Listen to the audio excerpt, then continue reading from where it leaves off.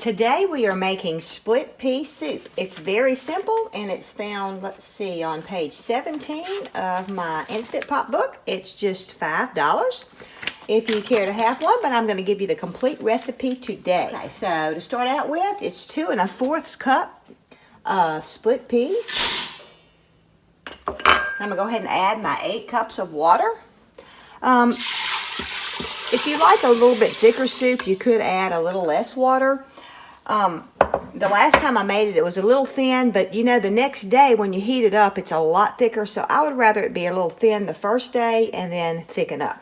Okay, 2 to 3 carrots. I'm just going to dump all this in, but I'm going to tell you what it is. 2 to 3 carrots sliced, 1 potato cut in little chunks. It does call for celery. I'm not putting celery. 1 onion chopped, and that's what this is. I'm going to put all that in my pot.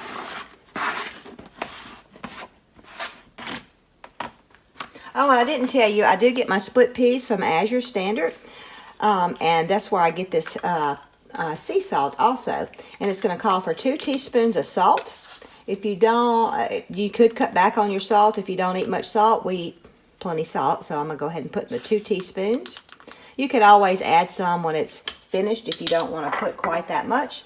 And then some pepper. And I put on here a 1/4 to 1/2 a teaspoon of pepper.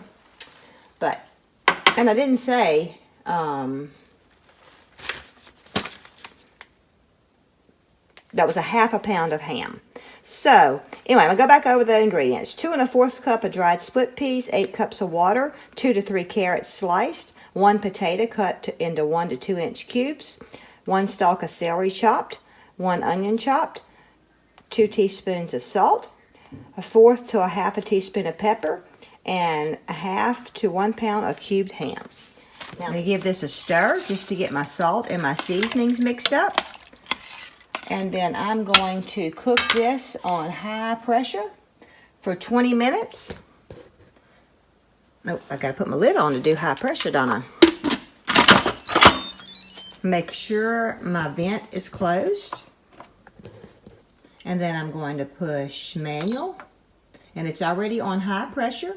And I'm going to put it up to 20 minutes.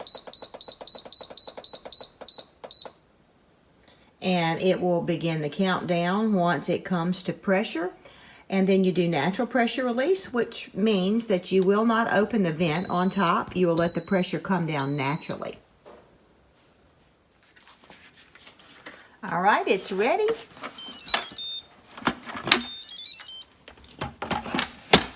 Now what I like to do is that when I take the lid off, you can see how it's really don't seem mixed in. You just take it and you just stir it up. Your carrots and your potatoes have stayed together. You can see the little ham pieces. And it's very, very watery right now. But what I like to do is I like to take it out and let it stand for a little while. And it will thicken up as it cools. And it will never get back as watery as it is right now. If you would prefer yours a little thicker when you first take it out, just add about 1 cup or 2 less of water and it should be fine.